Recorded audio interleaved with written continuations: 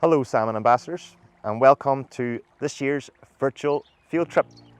I'm here on the Clanray River in the Carlingford catchment. And what we're going to do is we're going to do an investigation here. We're going to investigate this river. But before we start, we're going to look at all these different sites around the Foyle and Carlingford areas. We're going to visit the mouths of some rivers and the midsections of some rivers as well. We're looking at a river, we look at a river from source to mouth, the long profile of a river. So you're looking at the entire length, and as going through the entire length of the river changes as it travels down from the hills into the valleys and then into the flatlands. So at each stage it's a different habitat, and the riverbed changes as well. So you'll notice up in the high mountain parts of the hills where the source of the rivers are found, that you'll have big boulders. As you travel down the river, the boulders get smaller, you get cobbles, small boulders, cobbles and things like that. When you get down to the source of the river, you get gravel and sand and mud. Basically what's happening is the river transports all these rocks, gradually rolling big boulders along the bottom of the river and knocking those boulders against other boulders. They break up into smaller boulders and then keep getting transported down. Hello everyone, my name is David Clark and I'm the Carlingford Area Inspector with the Loughs Agency. We're at a site here today at the top of the Clanray-Newry River system. We're actually very close to one of the schools that are involved in the project. We're only about 250 metres away. The Clanray system rises very close to Rathfriland, and it makes its way through mostly agricultural land until it gets near to Newry. It then skirts around the edge of Newry and heads over to places like Sheep Bridge and those sorts of area, comes round the back of Newry, then goes through the city and out into the top of Carlingford Lough.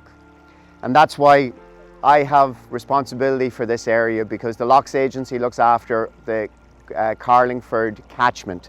So catchment means any water that goes into the streams and rivers, it eventually makes its way through the land and down into Carlingford Lough. The little stream that we have here today, lots of people wouldn't realise, but we get trout and salmon and other species even in little streams like this. All of these streams all combine to make bigger streams, to make your river, eventually it flows out into the sea, and it's all part of a system. This is a dissolved oxygen meter, and by putting this in the water, we're able to test what the oxygen levels are like in the water. Low oxygen levels are a sign that something's wrong. High oxygen levels are a sign that something's good. Ideally for salmonids, so salmonids are salmon, sea trout, brown trout, fish like that. Those fish need high oxygen levels. So anything below 8 is not good for them. Other types of fish, they can survive in lower oxygen levels, but we certainly wouldn't want to see anything lower than 10, 9, at a push 8 in the river, because that's bad for all of the animals, but particularly the salmonids. What we do is we put this part into the water and it gives us a reading here. The dissolved oxygen was 10.6, so that's really good for the salmon, sea trout and brown trout that live in this system. Without good water quality, you won't have a good environment for fish and other animals and plants that live in the system. If you think about it, if we didn't have good quality air, we wouldn't do well. We'd be sick all the time and we wouldn't do well. So that's why we're looking after the water quality here. Pollution can come from many sources. In this area, pollution mostly comes from things like agriculture, sewage treatment plants, and even things like septic tanks that some of you might have in your back garden. The important thing is that they're treated properly so that when these chemicals and these effluents do get into the water, that they don't cause a problem. I'm standing now in the Clanray River. Behind me is the Clanray fish counter, and it counts fish as they travel up. So they're mainly for catching and counting salmon whenever they come back in from the Atlantic Ocean or the Irish Sea, and then they make their way up over these here steps and then up over the boards. Once they pass over the boards are measuring the electrical resistance of the water, and once the fish travel up over those boards, they disturb that electrical resistance and they get counted as an upfish. This is a way that we keep an eye on our adult migrators to make sure that there's enough coming back every year to lay their eggs. This, girls and boys, is giant Siberian hogweed. This is a very, very nasty stuff. If you see this on a river or a riverbank or anywhere at all, don't go anywhere near it because it has a sap, and it's a sap. Most plants have sap that come out through their leaves, and they use it to transport different things around the plant's body. Their sap is extremely bad. It will strip away part of your skin's ability to protect yourself from UV rays. So it will be very, very sore, it will blister up, and if you get any sun on it, it will be like really, really bad sunburn. The way you can tell that it is, you can see these pointy, spiky leaves, look, and they're absolutely big, huge. These guys here, they're only just started growing, so they're not that far ahead. This here will probably go to about 6, 7, 8 feet tall. It'll be absolutely huge. Another way of telling it, and you can see I'm using my sleeves here, another way of telling it is that it's a giant hogweed is because if you look at the stems, you'll see lots of little white hairs. You'll see red and brown and green, but you'll see lots of little white hairs. Stay well away from it. It's very, very dangerous, and it has to be removed. So if you do see it, say it in an adult, maybe the adult can contact an agency that will actually come out and actually remove it. So this is giant Siberian hogweed. Stay away. We're at Carlingford, and along the shores of Carlingford Lough, this is the harbour wall we're standing beside. We're looking out at the mountains of Mourne there in the background, and you can see the lough behind me as well. Carlingford Lough is very important for the salmon because the salmon will come from the Clanrye River that we were investigating earlier and then move into the lough as smolts. They'll get used to the salt water, and as they get used to it, they'll move out into the Irish Sea and then migrate up to the far north. It also is home to more than 72 different species of fish. It also has blue mussels and several other types of shellfish in it as well. It's an incredibly rich habitat, and incredibly important that we protect it and conserve it. We are here in Newton Stewart on the banks of the River Struyle. So this is the River Struyle behind me that I'm standing in. And the River Struyle forms up in Omagh, where the Camone and the Drumragh, two rivers, meet each other in a confluence. Those two form into the River Struyle. The River Struyle comes all the way, it meanders all the way down from Omagh here to Newton Stewart. Along the way it meets the ferry water and joins up with the ferry water, so it adds more water to the actual river itself. And then it will snake its way right down here, all the way down to where it will meet the River Derg. And where it meets the River Derg, it forms the River Mourne. And the River Mourne is a very important river. We're going to go and see the River Mourne later on. So the River Struyle is a very important river, and a lot of people will come here to fish it. So we're going to do a wee bug sample here in the River Struyle. We're going to see what's living in here. So I've got my special net. This net is specially made for catching bugs, and also it's set up in a certain way to make sure they don't get injured or get hurt by it, so it's nice and soft. So what I do is I put the net into the water, and then I use my feet to stir up the stones and the mud in the riverbed and see if I can get as much as I possibly can into this tiny little net before I take it over to our tray, and then we can have a look at it and see what we've got living in this river and see if it's a healthy river. I've got a suspicion that it is. So one of the first things that we have found here now today is this little guy, and he is a flattened mayfly. And if you find him in a river, it means the river is very, very healthy. He'd be one of the first guys to die if there's a wee bit of pollution or if there's a wee bit of environmental damage. And these guys, they are nymphs, so that means that they live at this stage in their life in water. But in a year's time, he'll probably grow a pair of wings and leave the water and become a mayfly. He's not the only bug in there. There's quite a few other ones in there as well. There's this here, it's a swimming mayfly, so he's not maybe as valuable maybe as the flattened mayfly, but whenever you do see a wee mayfly in there, it means it's healthy.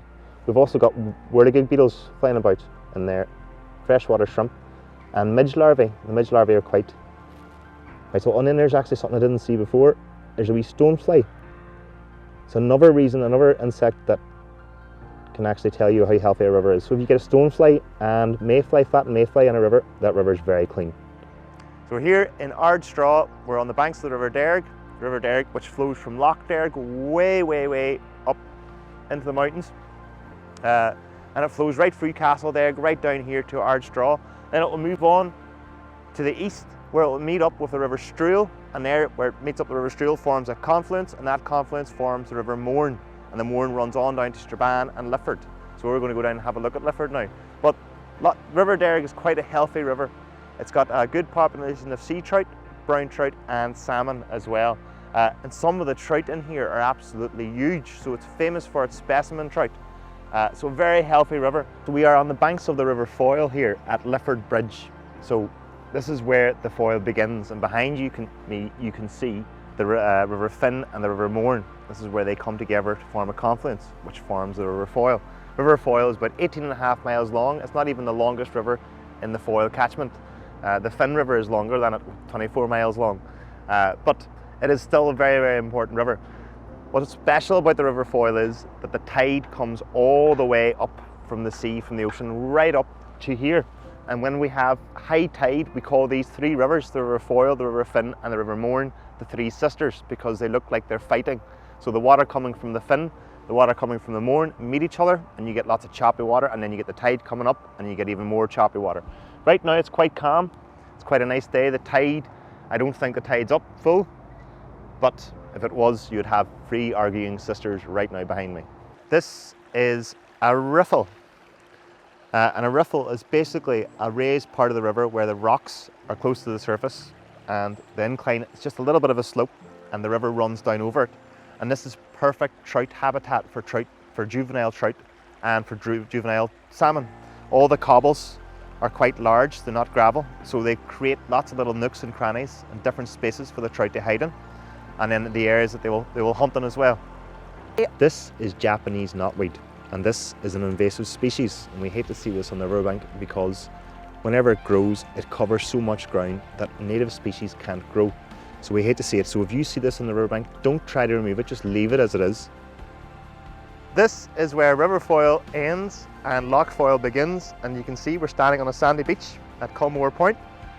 So this is where the freshwater river meets the saltwater loch, and where our smolts will meet their first taste of salt water as they're heading out in their first migration, and our adult salmons, when they're returning, will come back in from the saltwater and into freshwater. This is Lough Foyle, and this is where our smolts have to now get used to the salt water. Their bodies have to adjust to it. They'll be leaving and going out into the North Atlantic Ocean, but Lough Foyle will give them a bit of shelter so that they can adjust to the new habitat before they head out. They'll be encountering new predators, including porpoises, dolphins and seals, as well as they get out into the salty water. Here we are at the Culdaff River in Donegal. If you travel on down the river, we'll get to the mouth, where we'll go and visit later on. But let's have a look at this river site now as we are here. So this is surrounded entirely by agricultural land. So the land use, what people are using for the land, it's agricultural, cattle and dairy and things like that there, which is where we'll get our pollution. But this river is looking quite healthy, it's running quite free, it's not too flooded, so it's safe enough for me to stand in the riverbank with my life jacket. So I'm going to have a look first of all now at the gravel in the river. And it's mainly gravel, a couple of small cobbles and things like that. This is perfect habitat for salmon. So our salmon fry would love this place. They would hide in amongst the rocks, they would find lots and lots of food, and they would be able to grow quite safely here. There's only a few predators I can imagine. You can hear the birds around me. I'd imagine there's otters here as well, and there's also herons and little dippers and maybe even kingfisher. So it's a lovely river, a really nice site. Here we are at the mouth of the Culdaff River, where the freshwater meets the saltwater of the North Atlantic, and our salmon will meet saltwater for the very first time. And they'll travel out across Culdaff Bay and into the North Atlantic Ocean, where they'll encounter several different species of predator, including sharks, seals and bigger fish. My name is Dr. Sarah McLean, and I'm Head of Science at the Loughs Agency. Myself and the Salmon Ambassadors team really hope that you've enjoyed this virtual field trip and getting a chance to look at some of the river habitats in the Foyle and Carlingford catchments. Maybe you've even seen somewhere that you know or somewhere that you've been before, and if not, hopefully you'll get a chance to get out and enjoy and experience a river habitat near you in the very near future. Through Salmon Ambassadors, you have learned about the salmon and its fantastic life cycle, about river habitats and about conservation and preservation. It's now up to you to become a great Salmon Ambassador yourself. Take all of the things that you have learned during the programme and teach them to the people around you. Tell them about how important the river habitats are and how important the animals that live there are.